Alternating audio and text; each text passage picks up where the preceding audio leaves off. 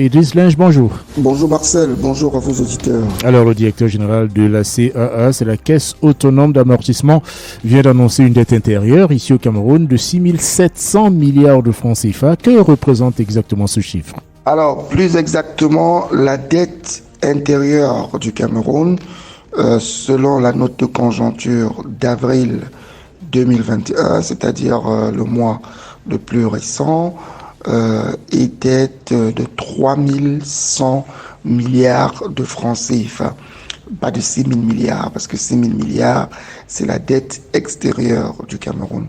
Cette dette était de 3100 milliards de francs CFA, qu'on peut décomposer en deux grands groupes, notamment la dette qui ne concerne pas les arriérés, mais qui est un argent que l'État du Cameroun devra rembourser à son secteur intérieur et qui est de 2628 milliards, et ce qu'on appelle les restes à payer, c'est-à-dire des sommes que l'État du Cameroun doit déjà payer et qu'il n'a pas encore payé, qui s'élève à hauteur de 466 milliards. Maintenant, si on rentre dans la décomposition de la dette intérieure, les banques absorbent une bonne partie de cette dette parce que 1162 milliards de cette dette sont constitués de ce qu'on appelle les titres émis sur le marché de la BIAC, c'est-à-dire les bons du trésor, les obligations du trésor, ce genre de choses.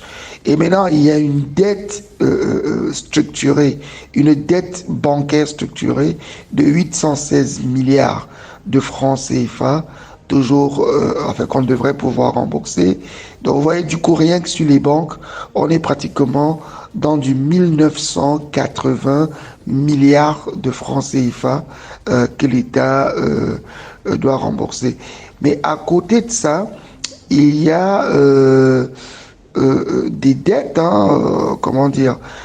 des dettes vis-à-vis des entreprises publiques. Oui, l'État est aussi endetté vis-à-vis des entreprises publiques à hauteur de 251 milliards.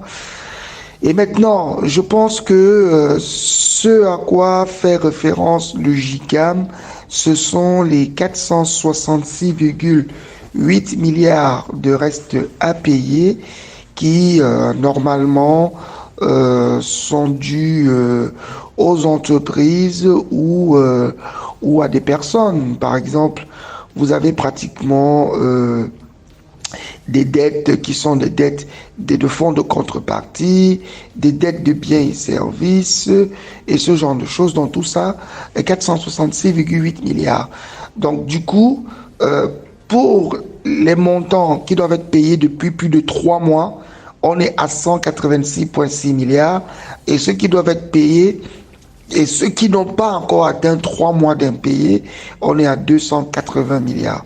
Donc du coup, il faut bien comprendre que la dette, c'est pas structure, c'est pas catégorie, mais dans tous les cas, comme vous l'avez suivi, ça fait beaucoup de milliards et elle est en augmentation, ce qui peut expliquer un tout petit peu les craintes du JICAM. Et justement, le JICAM, le groupement interpatronal du Cameroun, qui réclame depuis plusieurs mois le paiement de cette dette intérieure pour, dit-il, le JICAM donc, soulager les entreprises dont certaines ont subi de plein fouet les effets de la crise sanitaire liée au coronavirus. Bon, ce qu'il faut dire, c'est que dans le cadre de ce qu'on appelle les restes à payer, qui implique aussi de manière assez marginale, les trucs à payer pour les pensions et tout ça, c'est là où les entreprises du JICAM peuvent se retrouver.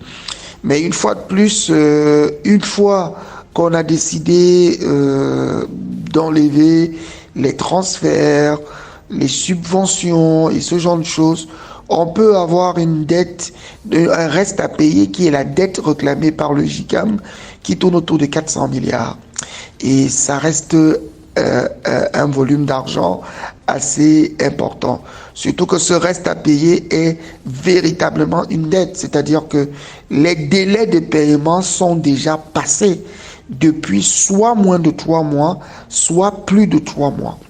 Bon, 186 milliards que l'État doit payer depuis plus de 3 mois que l'échéance est passée, ce n'est pas un petit montant. Donc il faudrait peut-être que le gouvernement prenne effectivement des mesures dessus. Mais à côté, il y a ceux qui attendent depuis moins de 3 mois, c'est vrai, mais leur délai est déjà passé. C'est près de 280 milliards de francs CFA.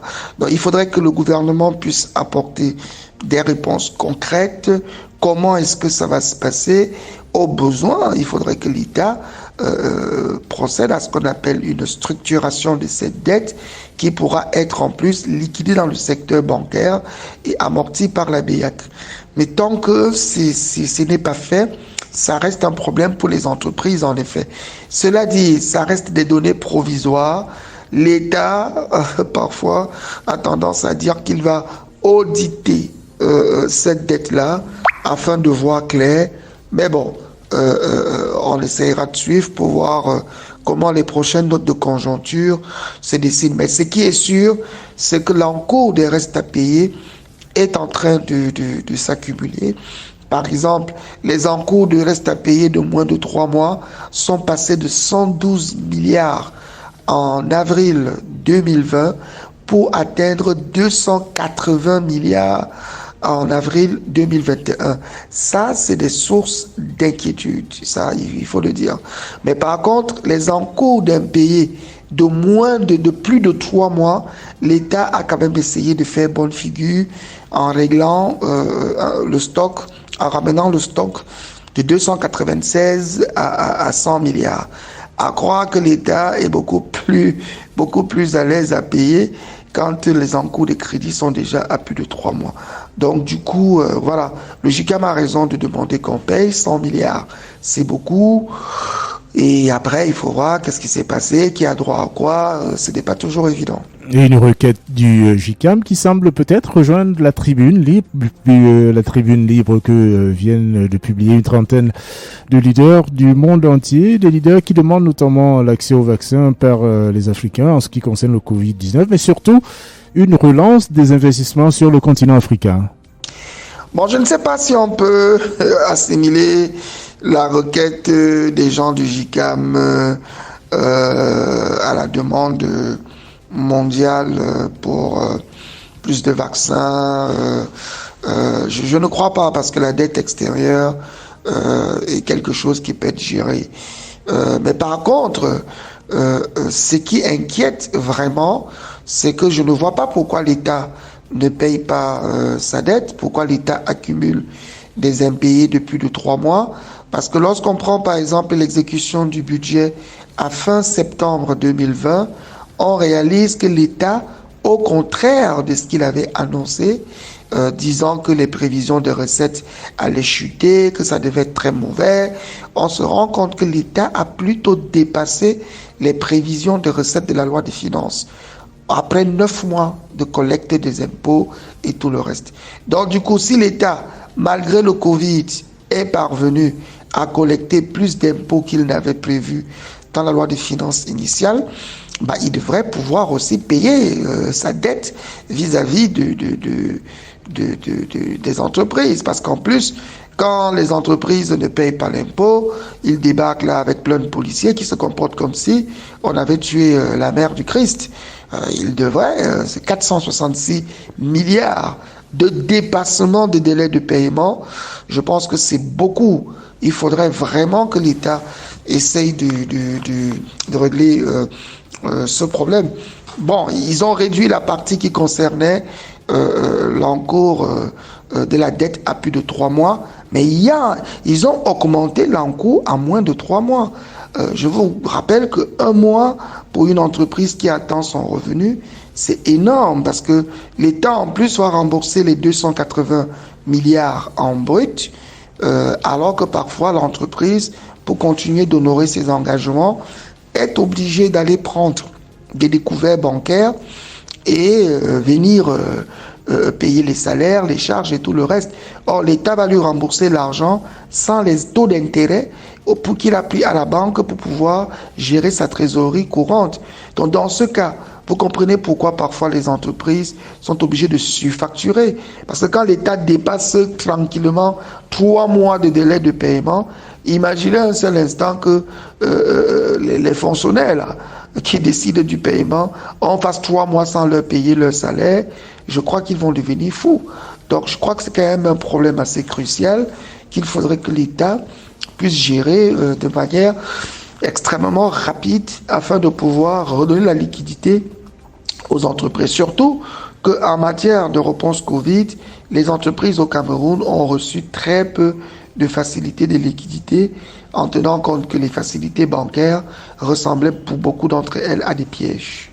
Idriss Lin, journaliste à l'agence Ecofin, agence spécialisée sur les questions d'économie et de finances. Merci, bonne journée. Au revoir Marcel et bonne journée à vos auditeurs.